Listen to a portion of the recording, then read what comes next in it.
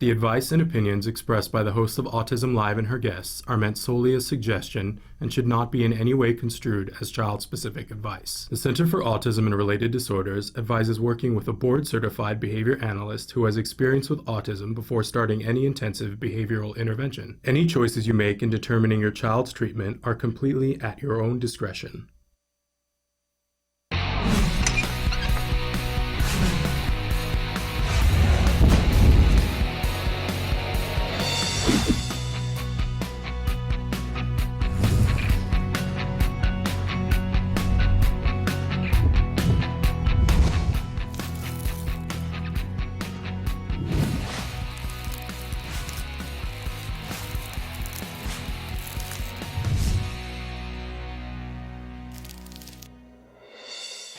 Good morning and welcome to Autism Live. I'm Shannon Penrod and we are coming to you from the Warner Center in Woodland Hills, California. This is the home for Autism Live. It is also the home for the Center for Autism and Related Disorders.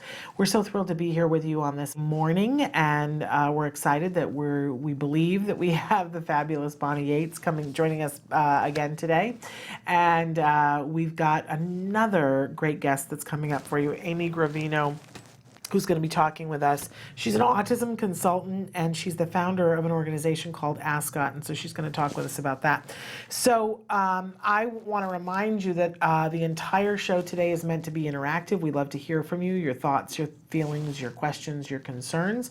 There are lots of ways for you to interact with us, and Traven's going to show you some of those ways while I remind you about our homepage, which is autism-live.com. And when you go there, lots of videos to watch and lots of categories. You can search them by category. You can search them by a name.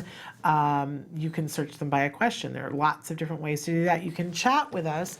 On the bottom, there's a chat button. It says chat, and if you click it, it opens up a little window, and you can type there and send that off to us, and it shows up here on my screen, and that's a wonderful thing. But you can also interact with us via YouTube and Facebook and all the other places that we are available. We love, love, love to hear from you.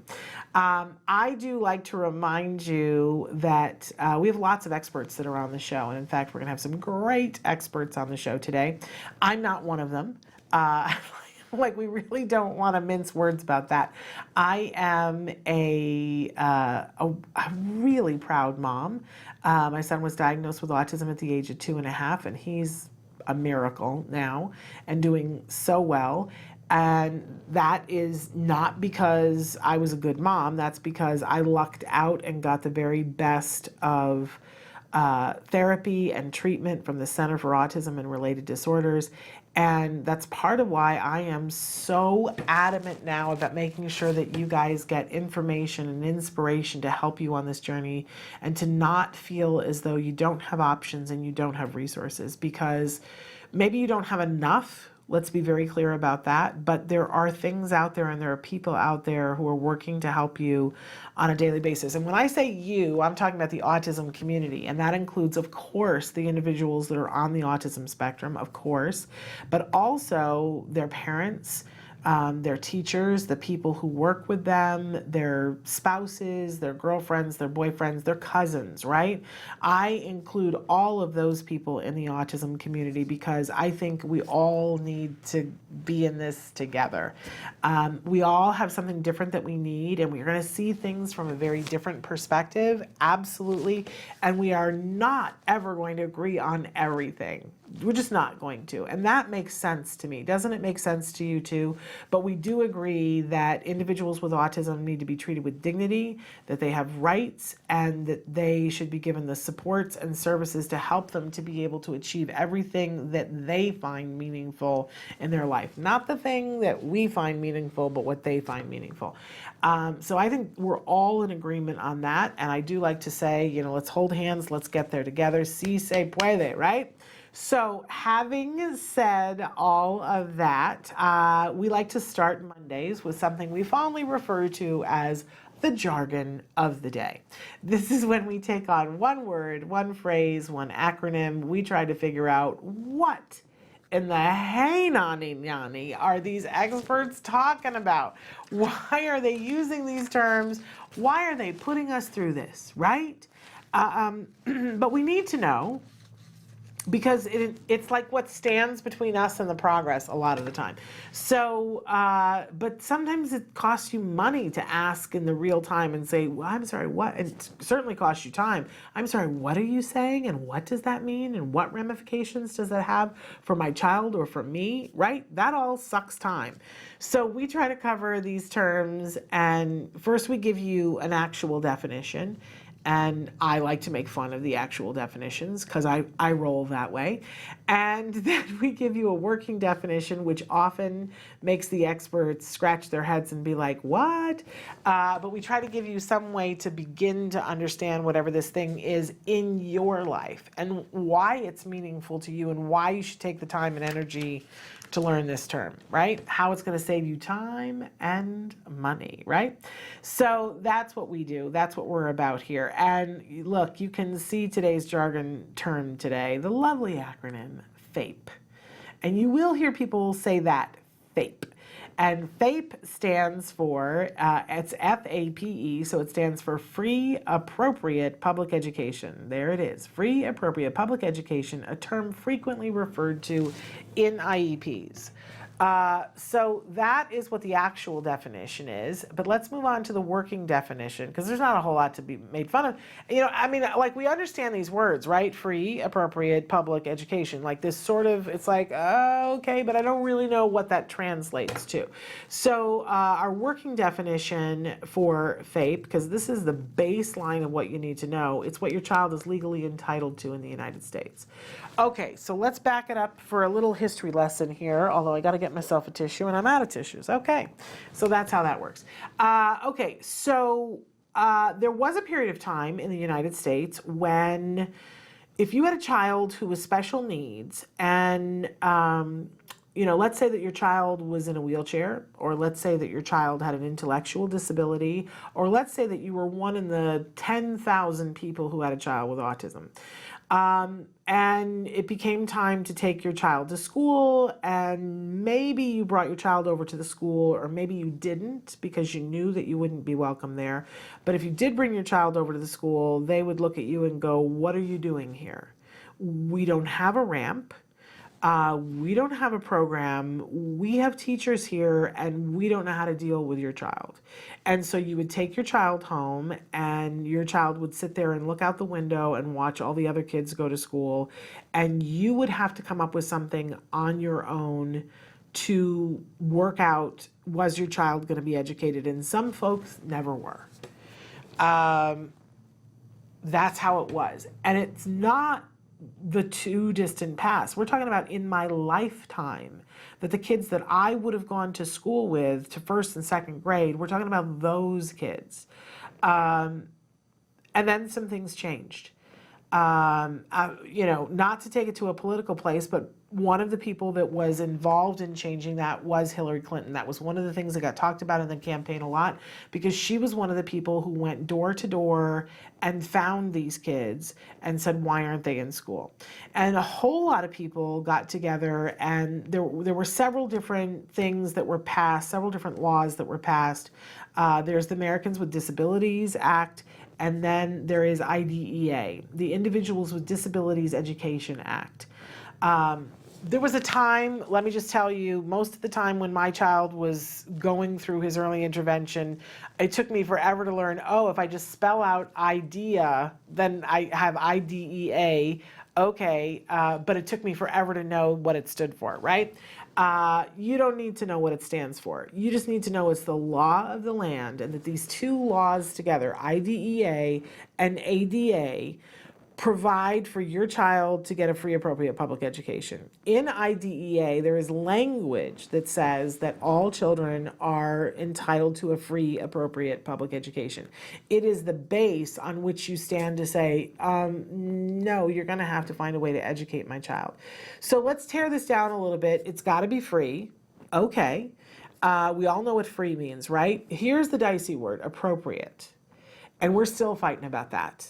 last year before last year, it was last year, that the Supreme Court had a new ruling about special education and said, because the Ninth Court had said that all the school had to do was, the Latin term was de minimis, the minimum, which means that basically you have the person come in and do you have to house them?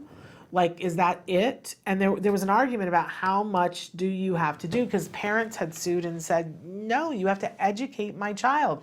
It says a free, appropriate public education, not a babysitting program, right?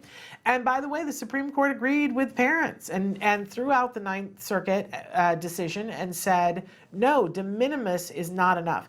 Now, we don't have a new ruling telling us how much is enough.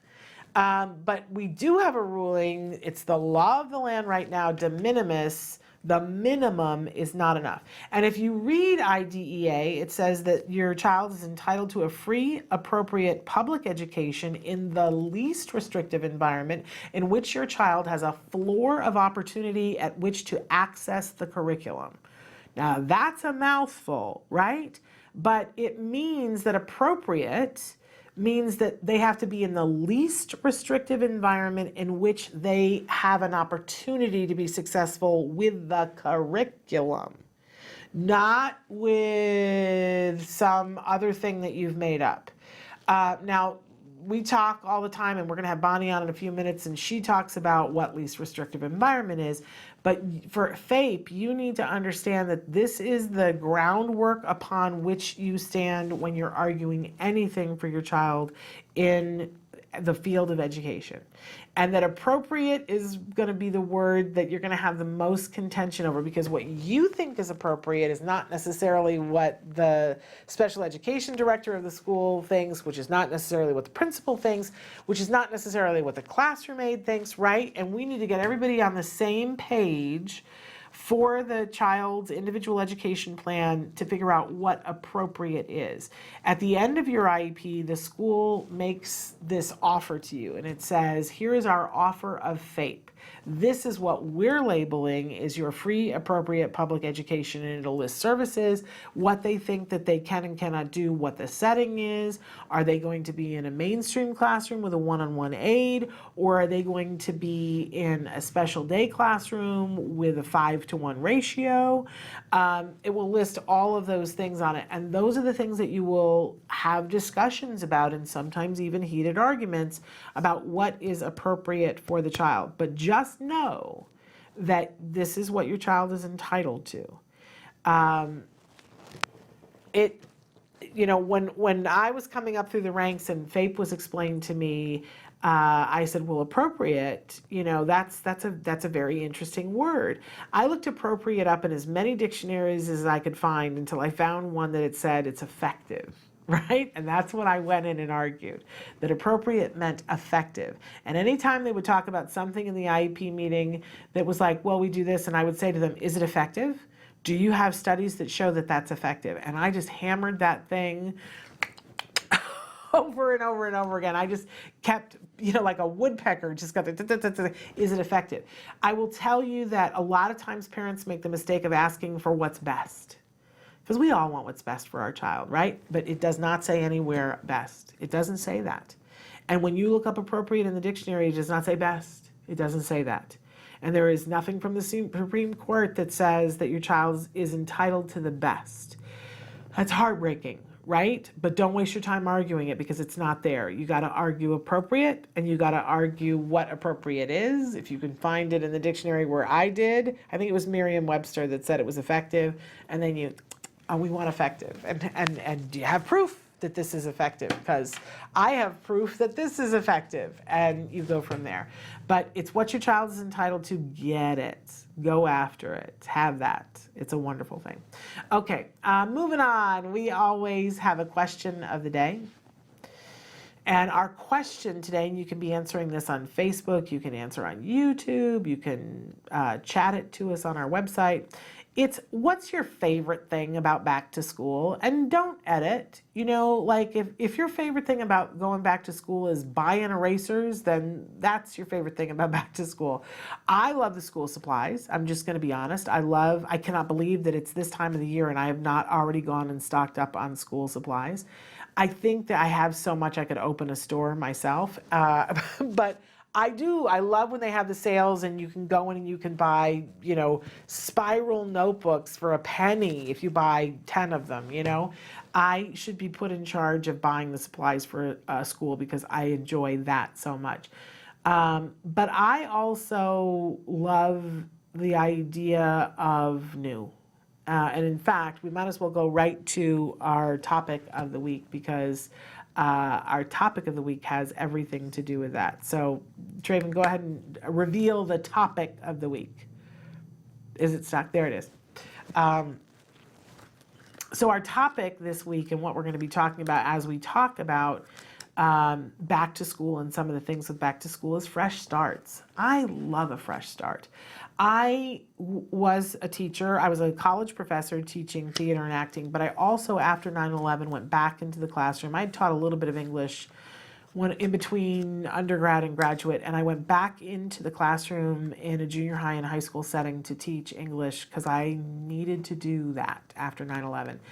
And did that for a couple of years before my son was born. But I love the fact that there are all these automatic fresh starts built into school. There's the beginning of the school year. That's a huge fresh start where everything can be different. That a student that has struggled could come in and things could be different, right? A teacher that has struggled, it's a fresh start. We're going to do things in a new way. It's like, January 1st, but it happens in September. Fresh start. But it's not the only fresh start that school has because every Monday is a fresh start.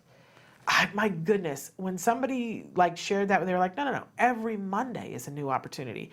If things aren't working in your classroom and you want to change the rules in your classroom, it's Monday. It's a fresh start. You can start over and try something new.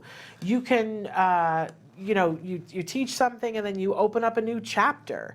That's great. We learned about Mesopotamia and now we're going to open the new chapter and we're going to learn about, the gardens of Babylonia. Or we read that book and now we're going to open up this new book. School is full of fresh starts. And I love fresh starts. I love the opportunity to be like, okay, what's working, what isn't working, how can we change things? So that's a little bit what I want to talk about today is how you can take advantage of a fresh start with our kids, how we start anew with them and implement new things with the coming of the new school year. So we're going to talk a little bit about that all week long. But first we're going to take a break and then we got to get Bonnie Yates on the phone because she probably thinks I gave up on her. So stick around, back with Bonnie Yates.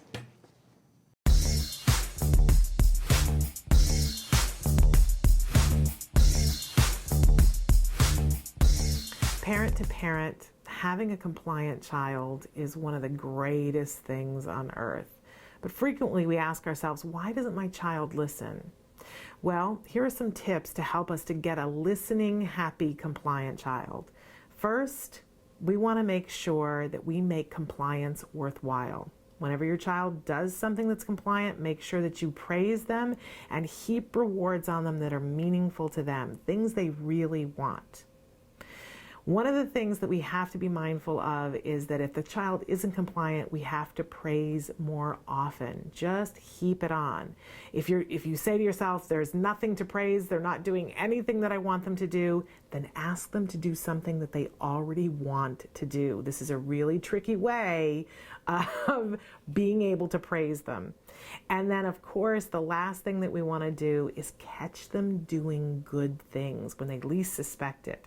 And make sure you heap that praise on, because having a compliant child is one of the best things in life. Token economies are a great way to get to good behavior with your child.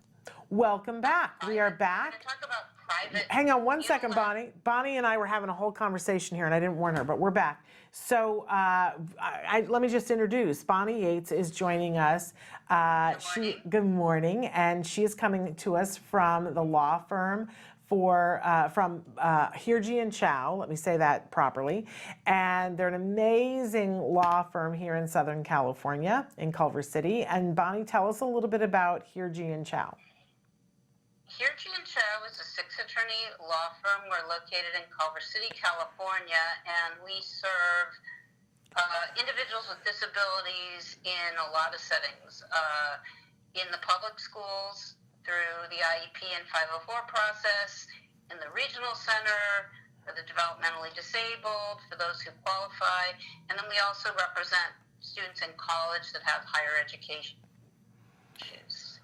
And we also do disability-related civil rights litigation. So we're able to cover a lot of bases because we have, different people that do different things. So is we offer people a complimentary consultation if they're in Southern California. So if you want to know more about what we do, our website is www.lawyer4children.com, and our phone number is 310-391-0330.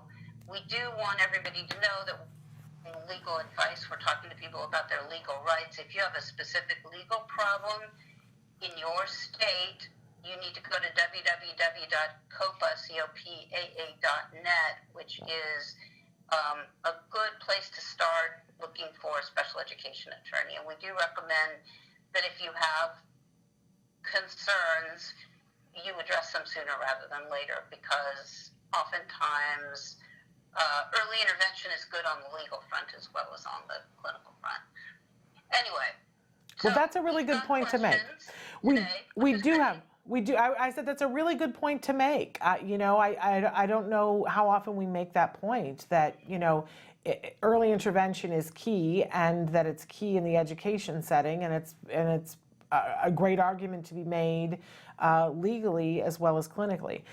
So thank you for making that point. And we do have questions, Bonnie, and we also, there may be other things that you want to talk about. So which would you like to start with? Respond to the last thing you said, because I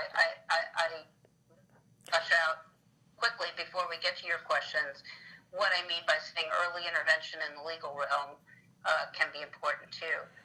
If you can get some free advice and learn more about how the IDEA process works, you would be well advised to do that, because what times is, for example, a client will come to me and say, number of IEP meetings that were very illegal, and I say, well, did you record those meetings? And they say, no, we didn't.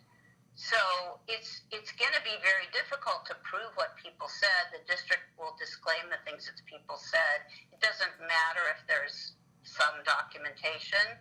It's not a substitute for knowing what was on the recording. So in California, the rule is that you can audio record a meeting if you give the district 1 day, 24 hours written notice. And people are reluctant to do that, because when they start to record meetings, oftentimes the district will push back and say, are you sure you want to do that? And you're making this adversarial. I can't emphasize enough how important meetings being recorded is. Similarly, people get in these kind of free and easy communication school, and they're parents of young children and they're busy. But conversations that you have with somebody that are not memorialized in writing are not going to help you after the fact. So that would be alone two things that people, if they came in and sat on and talked about what they should be doing. And the discussion goes from there.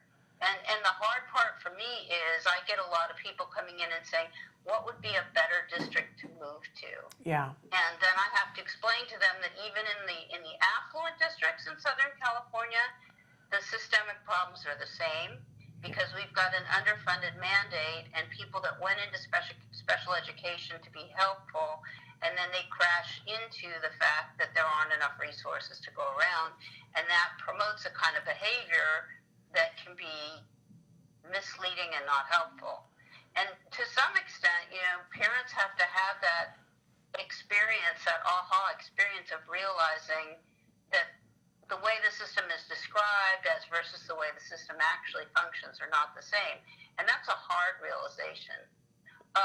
The last thing I'm going to say is, frequently I'll have extended conversations with a parent. They'll decide they're going to retain our office to represent them, and then something happens, like the district will offer a different placement, or there'll be some adjustment that's attempted, and more times than not, that person's situation is still not going to resolve, and they're going to come back later. But it's always good to know as much as you can about this process, and we view ourselves as wanting to fulfill IDEA's mandate, which is to create informed parents that can self-advocate. So that's why we want to spend time with you, because we want you to understand, for example, that there's a very strong thread running through the IDEA that parents are supposed to receive informed consent so they can participate in an informed way. And that's why I talked last week about prior written notice. So that's why it can be good to collaborate early on. And remember, just because you go and talk to an attorney does not mean you're going to take adverse action against the school district. That's not what it means. It just means it's a way to get your legal questions answered in a legal manner. If you go and ask the principal what the rules are, I can guarantee that person is going to give a different answer than me. Well, I can't guarantee it, but it would be probable. Anyway, so this first question I'm going to read, it says, I have the opposite problem of so many of your viewers. I don't want an aide for my son. I want him to be at school without an aide in a general education classroom. I think he could do it, just not in a class of 45. That is what his current junior high classes have. Is class size part of environment? Can't we request a smaller class size? School says no, but that is what would make my son more productive. Okay, that's a great question, and to some extent it folds into what I was going to talk about if we had time later today on the show, which is the trend I'm seeing, a strong trend in the direction of parents placing their kids in private school and suing the district for reimbursement. And a lot of the reason parents are having to do that is because the public schools don't have good programs for specific learning disabilities, and because the public schools don't have really trained behavior therapists who can effectively intervene in the classroom and on the playground and so on. This viewer is asking a related question. She's saying, do I have a right to have a school that has fewer, children in it, a classroom that has fewer children in it than a general ed classroom? So the first problem is that in California, the numbers of students in middle school and high school is overwhelming for everyone. The schools are too big. It's overwhelming for the teachers. They can't keep up. It's overwhelming for the administrators. It's overwhelming for the kids. And it produces a feeling, in my view, of alienation rather than being part of something that feels good. So class sizes are too large. And a class of 45 is too large for general ed students. So if your student needs a small class to be successful, a small general ed class to be successful, and he can't be able to succeed in a class of 45, you're right. Why would you make him become dependent on an aide if he could function perfectly well in a class of 25? So there's not going to be an appropriate special education classroom on his high school or middle school campus that's going to be exactly like a general ed class, except for there's going to be fewer kids. I mean, the districts try things like they'll have a class that has, usually called a collab. It'll be like a lot of general ed students, but then some special ed students, and then they'll have a general ed teacher and a special education teacher. But in that environment, you'd have to evaluate that class independently and see whether it was suitable or not. And if he needs a class that's purely general ed and is smaller, and that's the recommendation that's being made for him by a professional that you've worked with who's evaluated him, that's when we end up in the situation where parents are unilaterally placing their children in private schools and suing for tuition reimbursement. Because to get a student a class of general ed students where the numbers aren't so huge, certain parents are going to the private schools, and the private school tuition runs anywhere from $15,000 to $60,000, and districts are getting pretty upset about the fact that more and more people are opting out of the public school system. But they don't want to opt out of the public school system, and they don't want to litigate. They want to have a real continuum of options. And since there isn't, if this is needed to provide FAPE, and it's not available in the public schools, and the only way you can get them in a general ed class is to make it more restrictive by putting an aid in place, then I think that's a good place to start the discussion about how we do unilateral private placements. Now, I understand that this is not an option for a lot of people, because to pay for private tuition and engage an attorney at the same time is a significant financial undertaking. But I don't really have another way right now that I can think of to get that class for somebody. So that's my answer to question 1. Okay, I like it. Do you want to move on to the next one, and do you want to read it, or do you want me to?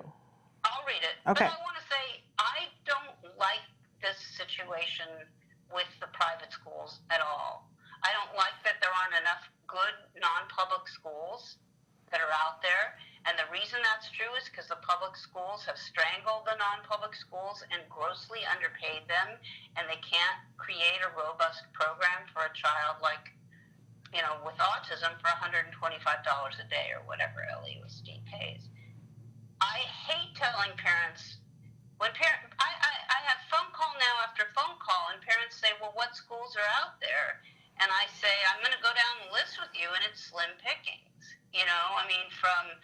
From San Diego to Santa Barbara, there are not enough appropriate schools. So I don't like the trend at all. It's very concerning to me, and it is clearly what's happening. Next question. We are making the decision to take our son out of diploma track. It's too stressful. But I'm absolutely adamant that he get to attend graduation and walk with the students in a cap and gown. They just don't have to give him a diploma. Do you have a right to that? Yes. That's an accommodation that you're entitled to under Section 504. And I would be very surprised if they treat him differently than the other students and they discriminate against him. Are you being told you can't have him walk? Because generally public schools are very good about that issue. Okay. We've got about 3 minutes left, Bonnie. Do we want to move on to the next? 3 minutes? Yeah. Yeah, okay. Let's see.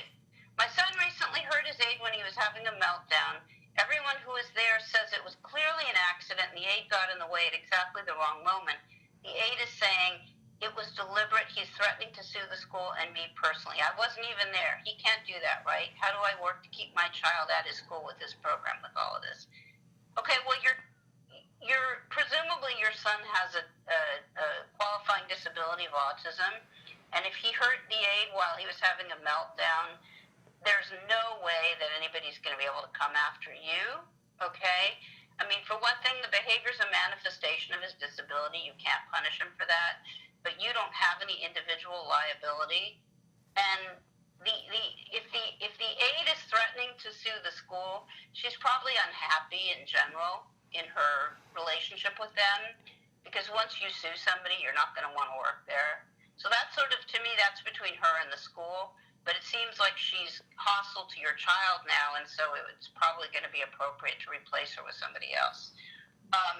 Maybe I can go really fast and finish the last question. Okay. That would make me really happy. Okay.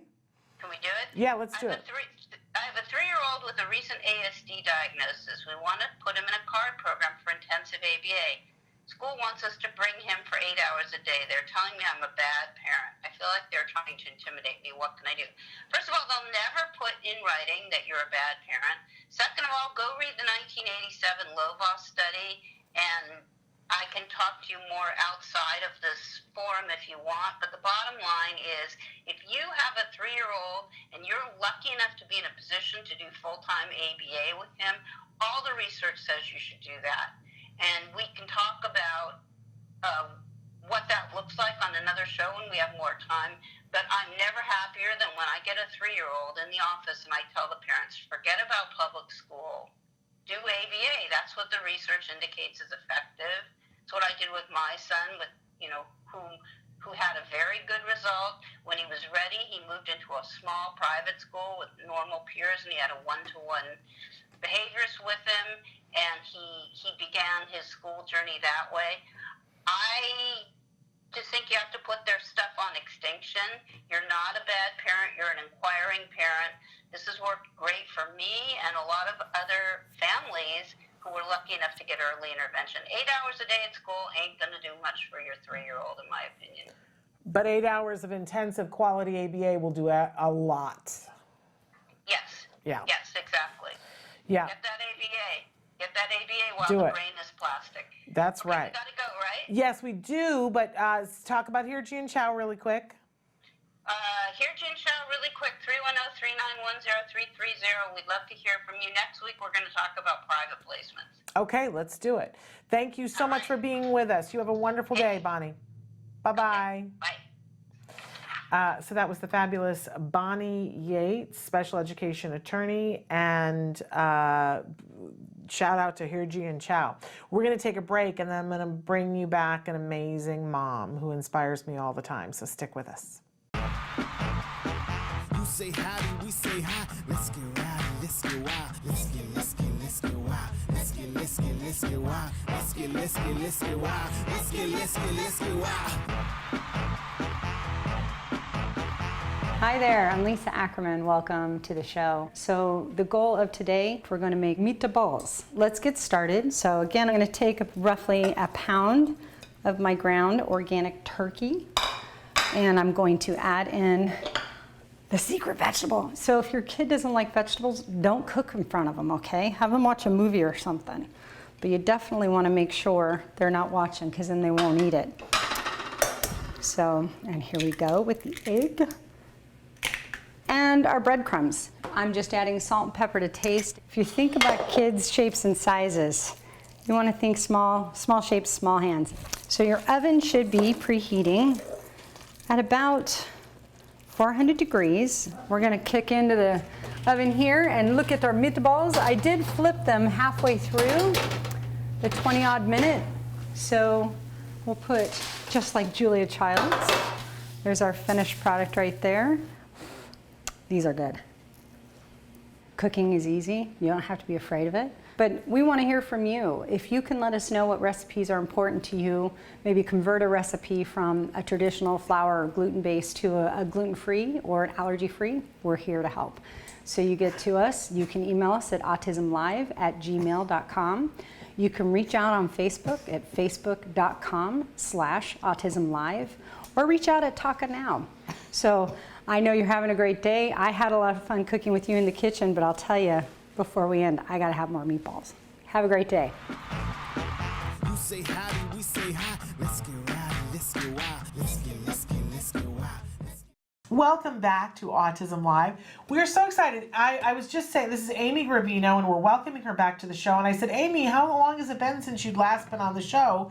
And what did you tell me, Amy? I said it's been 7 years since I was last on Autism Live, 2012. And I nearly fell over. I was like, 7 years? But listen, this is how great Amy is, that it's been 7 years and I remembered her like it was a week ago. And how remiss am I that we haven't had her on in 7 years. Amy is amazing, and we're so excited that she's here with us today. And Amy, I'm going to let you tell them a lot about yourself. But one of the things that I tease them with is that you are the founder of something called ASCOT. Do you want to start by telling us what ASCOT stands for and what you do at ASCOT? Absolutely. So ASCOT stands for Autism Spectrum Coaching and Other Techniques. I originally started it in 2010 when I obtained my college coaching certification for students on the spectrum from Bank Street College and Dr. Linda Geller in New York City. Since then, it has expanded because what's kind of taken over everything that I do is I give presentations about autism and sexuality for a living. And so what's happened is that I've had people contact me also who are not yet in college or who are thinking about going to college, and or younger people on the spectrum, teenagers who are looking for mentors. So I've added this kind of mentoring facet to ASCOT, where I, as an older person, well, not older, but, not teenager on the spectrum, I will speak to people who need some advice, need somebody to talk to who's been there, who knows what it's like. And so that mentoring component has really been a wonderful thing. And the consulting component also is another thing that has continued on in addition to the coaching. And the consulting is where I meet with parents, with families, with individuals, school districts, anyone who's looking for someone who is an autism advocate, looking for someone to give input into programs, services, whatever it may be. I do film consulting as well. If somebody needs somebody to come consult on a motion picture or a TV show with a character on the spectrum. So ASCOT has really, changed quite a bit since I started in 2010, but I'm glad it's got all these other components to it. It's so wonderful, all the different things that you do, and I sort of want to talk about all of them, but let's start with, how would somebody get a hold of you if they wanted to use your services? Well, somebody wanted to get a hold of me to use my services, they can visit my website at amygravino.com. There's more information there about ASCOT, about my public speaking, and you can also send me an email at amy@amygravino.com. That's the best way to reach me. I love that in your personal bio that you include a sentence in it that says, when I was younger, my inexplicably large head kept me from ever wearing a hat. Now I wear many of them. And I love that's the perfect description of what you do. You do wear a lot of different hats, and I love that you put it in that way. You clearly have a wonderful sense of humor. Okay, I don't know which thing to talk about first, but let's go for the meaty, juicy part, which, there are very few people that are talking about the dating and sexuality part of the equation. And of course, there is that part of the equation that every single person, we know Maslow's theory that, sex is a part of life, folks. And yet it seems like everybody's a little squeamish when we get to talking about sex and dating and sexual relationships with people that are on the autism spectrum. It kind of mystifies me. Everybody gets a little, so I love that you are speaking about this. In fact, you've got a new book that's coming out, right? Yes, I have a book that I've been working on. It's called The Naughty Audie, and it's a memoir of my experiences as a woman on the spectrum with dating and sexuality. So it's not a how-to book. It's not a guide. It's an actual memoir of my own experiences. I'm trying to find a publisher for it, really hopeful. I think, and the great thing about it is, because when I give these presentations, people will come up to me and they'll say, I'm not autistic, I'm not on the spectrum, but I totally relate to that. I went through something just like that. So people, the reason I think why we have such a stigma around talking about sexuality and autism is there's this idea of it being so different, that this is something, how can somebody who has this disability, what kind of interest do they have in sex, and how do we talk to somebody with these challenges about this? And the truth of the matter is that, yes, there are differences, but there are a lot of similarities as well. There are a lot more things that make us alike than make us different when it comes to some of these experiences. And so I'm hopeful that through my speaking and through the book, I'll be able to show people that and show that these are important conversations that we really need to have. And so that's been kind of just the biggest overarching thing since I started doing all this. I've been professionally speaking for 13 years. I started doing the sexuality presentations in 2012, and it's just blown up since then so much, because people are suddenly realizing, oh, my child on the spectrum is going to become a teenager on the spectrum, and then an adult, and right. oh crap, I didn't prepare for that. Yeah, it's a very strange thing to me that everybody, I feel like in a lot of our world that the people's brains have been expanded a little bit to look at these things in a different way, and yet we're really behind on the spectrum. So I think publishers need to get on it and publish your book, and I think you just need to market it to them the right way, Amy. You need to tell them that it's sex and the city on the spectrum. Because you described it, yes. And I actually just was interviewed by the Washington Post a few days ago for a podcast that they're doing. They're talking about autism and sexuality and relationships and depictions in the media. So I was able to talk about that a little bit with this reporter. So I think it's really starting to gain more notice. One of the things that came up in the podcast is this book called The Kiss Quotient, which is written by a young woman who is on the spectrum, but it's a fiction book. It's fictionalized, and mine is very much nonfiction, which I think is why it's been so hard for me to write, because when I think about these things, I don't just remember them. I relive everything I felt when these things happened, and some of them are extraordinarily painful, and some of them are hilarious, but it's a different kind of book, and I think publishers do need to get on it. We have obviously publishers who cater more to the autism market, and that's great. I think that's wonderful that those publishers exist, but I would like to see mainstream publishers really get on that bandwagon. Yeah. Okay, I want to pivot a little bit to talking about ASCOT and the consulting, and so who would be your ideal client for parents that are watching right now and that are like facing that moment when their kid is going to go away to college? Who's like the perfect client for you, and what can you do for them that parents will go, oh my gosh, that's exactly what I needed? Well, when I think about who a perfect client would be for me, it's hard to say, because everyone's experience is going to be different. Everyone, if they're looking at going to college, what they want out of that is going to be different. And it's going to be different not only from other autistic would-be college students, it's going to be different from what their parents are thinking as well. So I find this when I meet with a client, that what their parents think is the most pressing issue isn't always what the client thinks is the most pressing issue. Well, so for instance, and excuse me 1 second, let me clarify.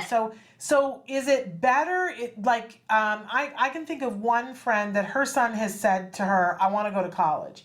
And mom is like, I don't think it's possible. And I'm telling her, oh, no, you're completely barking up the wrong tree here. You absolutely should, he wants to go to college, you should send him to college. So is that a client that you could take and help? I could. I mean, again, it would be, if that client wants the help, if they feel that they, you know what I mean? Because everybody also is at that different point in their journey where they feel like they can ask for help. Because when I went to college, there was some services available to me. There was the academic support office, although it wasn't specifically geared to students on the spectrum. I felt ashamed to ask for help. I felt like this makes me weak that I need help. I mean, here I am. I fought so hard. I'm in college. I shouldn't need help. And what I say to clients and I say to people is that asking for help is not a sign of weakness. Asking for help is a sign of strength. Yeah. Because you're acknowledging that you are struggling with something. You're recognizing that in yourself. You have a level of self-awareness and you're doing something about it. So, but not everybody arrives at that point at the same time. Okay.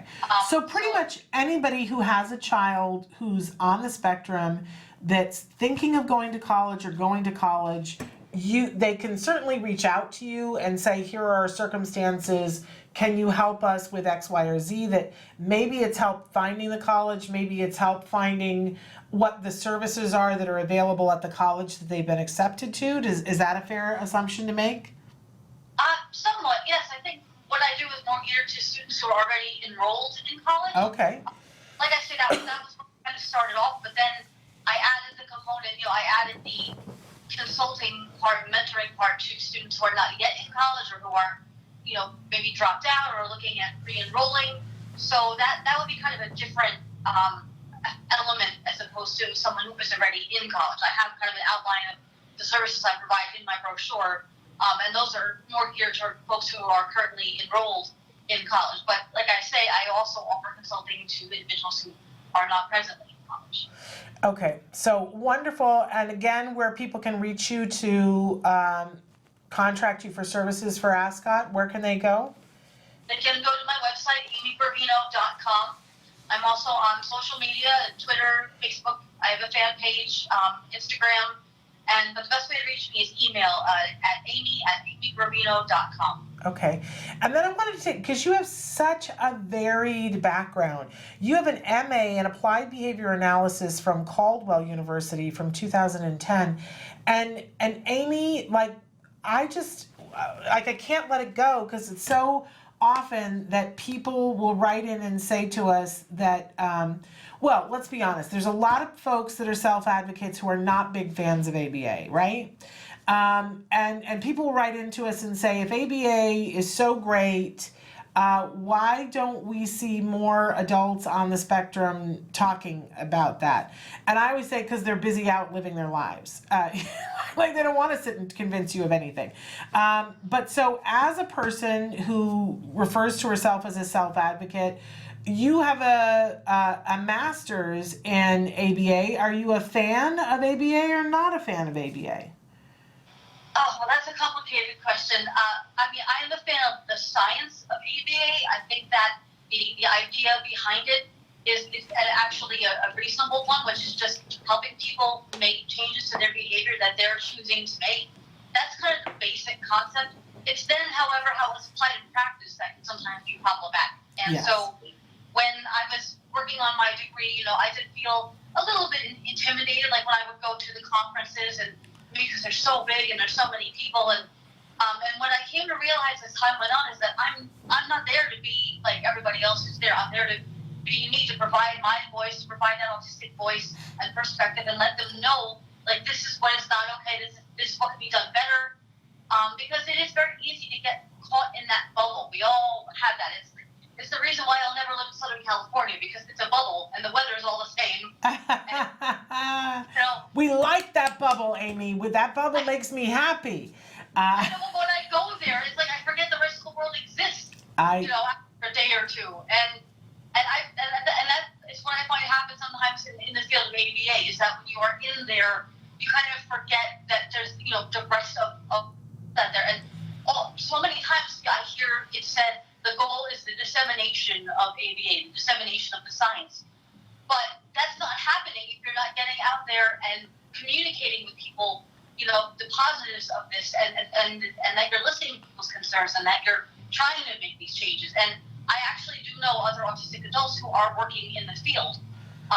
There's a Facebook group devoted to them, but obviously they're very reluctant to speak aloud because there's such a strong anti-ABA sentiment among self-advocates. Yeah. And many feel just completely exhausted trying to not necessarily defend ABA, but explain why we chose to get involved. Yeah. And I will say to people, okay, if I'm not there saying all this stuff, then they're not hearing it. So would you rather I not be at these conferences? Would you rather I not be, talking to these BCBAs and telling them, what they're doing wrong? Because then they're not going to hear it. So somebody has to be out there actually doing it and not just talking about it online and airing grievances, which is fair, and everybody has the right to air their feelings, and I'm not trying to squash anyone's voice, but action has to be the next logical step. So that's why I'm trying to get out there and make changes from within rather than from just without. I really appreciate that. Sometime I'd love to have you come back on the show and do a whole segment on what BCBAs are doing wrong. That would make me happy. Because I love some BCBAs, and I come from a point of view where my son is going to be able to go to college because he had good quality ABA, and my son has a wonderful sense of himself, and I hear people talk about horror stories with ABA that are not my experience, right? But it has become my stance that quality ABA and the rights of the individual and the dignity of the individual and all of those things, because I hear these horrible horror stories. So I love an opportunity now. I get to speak sometimes as a parent to BCBAs about the things that are important to me and the things that are important to me having a child that's about to be an adult. And to me, that's wonderful, because I think I feel like they are excited to hear that point of view, and they want to hear, how can I be doing what I'm doing better? Most of them, maybe not everybody, but most of them. I mean, I would say that the number one thing, and I wish that BCBAs would realize this, is that what you learn in graduate school, in your PhD, or in your clinical settings, whatever you're learning there from your professors, may not necessarily be what the real world is going to be like. And you will get into situations outside of your classroom, outside of your training areas, where you may have to chuck your little rule book out the window, because the real world is a very vastly different place from the clinic and from what you learn in textbooks. Amen and to so, that. People need to be adaptable. That's absolutely, of course. I also see here that you are on the Self-Advocate Advisory Board for the Daniel Jordan Fiddle Foundation, which I love that organization. I love Linda Waller. What a wonderful thing. They do great work. And that you're also on the Awareness Committee for Autism Speaks. So all these different hats that you wear. I'm Yes? actually not anymore. They dissolved that committee. Which committee? For the Daniel J. Fiddle Foundation? No, for Autism Speaks. Oh, okay, for Autism Speaks. But I am on the board of directors of Special Listerna USA, and I'm on the board of directors of the Golden Door International Film Festival of Jersey City. We love And both of those things. We love both of and those. Yes, she can, which actually does job training for young women on the autism spectrum. Well, and have you had an opportunity? We covered on the show not too long ago the social club that's in New York City that's just for women on the spectrum. Have you been? I'm sorry. Have you? Felicity House. Yeah. Have you had an opportunity to go? I've been a member since the beginning. Well, Actually, look at that. Well, I love that. We were so excited to hear about that. I especially I feel always for the young women and for the families of the young women because for so long, so many young women were misdiagnosed, not diagnosed, overlooked. There weren't programs for young women, and I'm glad that people like you are leading the charge, Amy, to make sure that young women are heard, that they have role models, and that we can move this forward for those young ladies. It's a wonderful thing. Thank you so much. Thank you. We should say too that you've got a bunch of different publications, but the best thing to do would be to go to your Facebook page, your Instagram page, and your website, correct? Yes. If you go to facebook.com/Amy Gravino fan page, that's my fan page, which I try to update with all the latest information and news. I have been published in a lot of different outlets, so it's hard to kind of collect all those. I'm trying to get them in, order. But yes, so all the information, and there's videos also of my presentations on my website. And as I said, I was just interviewed for that podcast, and I've actually just been invited to be the closing keynote speaker at the annual conference of the Kennedy Krieger Institute in Baltimore. Wow. So I'll be That's doing awesome. that in October. Very cool. Well, Amy, we're impressed as always. 7 years later, even more impressed. But come back and see us again sooner. Let's not wait 7 years next time. Yes, that's much too long. And maybe if I get out to Southern California there, we can see each other in person. That'd be awesome. That would be really wonderful. We thank you for being with us, and please stay in touch. I will. I can't wait to read The Naughty Audie. Thank you. And better, I can't wait for the film. That's a film. That's a Or the film. one-woman show. I'm going to do a one-woman show. Fabulous. Fabulous. Well, bring it out to LA. I love it. All right. Thank you so much, Amy. Thank you. Good luck to you. Bye-bye. Bye-bye. So that was the wonderful Amy Gravino. And didn't I promise that she would be great? Absolutely fabulous. I understand that we are out of time, but we're going to be back tomorrow with a best of show. And then we are back on Wednesday. And guess who we have back in the studio on Wednesday? Yes, that's right.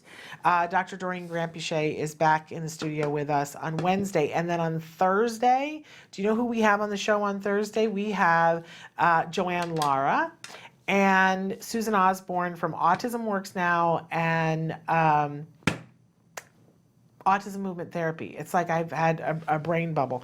But so that will be really cool. And then I don't remember who we have on Let's Talk Autism with Shannon and Nancy next week. I can't remember. But it'll be great, I promise you. So join us with all of that. We'll see you back tomorrow for Best Of. Until then, give your kiddos a hug from me and one for you too. Bye-bye for now.